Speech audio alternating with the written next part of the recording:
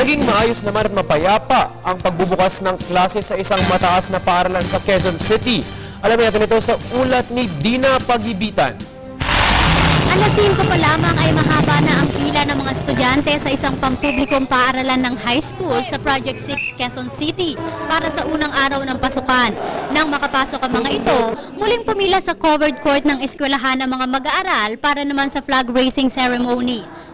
Mas handang mga estudyante at mga guro sa unang araw ng pasukan ang bumungad dito sa Ernesto Rondon High School, kung saan inaasahang may mahigit 4,000 mga estudyante ang nakatakdang pumasok hanggang bukas.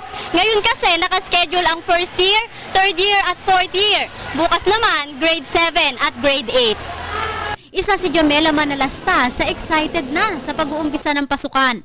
Actually, excited na po akong pumasok na kahapon pa. Samantala, inaasahan naman ni John Joseph Ba na makakakilala siya ng mababait na kaklase.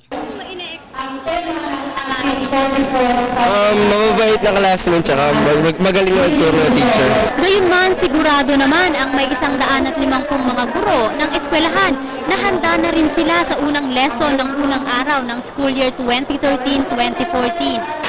Yung ating mga guro, nagkaroon na kami ng meeting noong May 24 para ipaalam sa kanila yung kanilang schedule at saka yung advisory sections.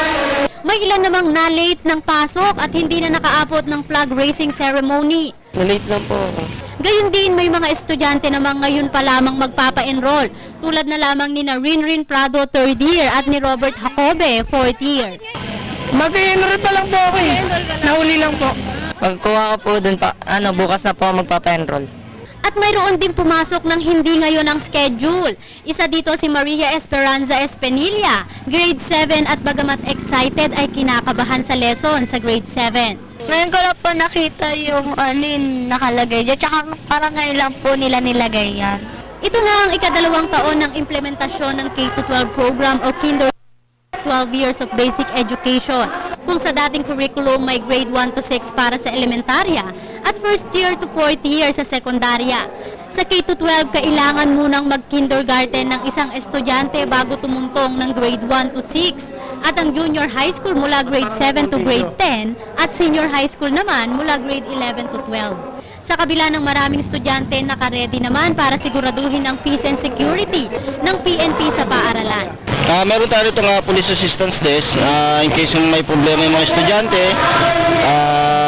sa security nila, dito sa labas, pati sa loob, including pati yung mga bullying nila sa school, pwede nilang i-report sa police natin.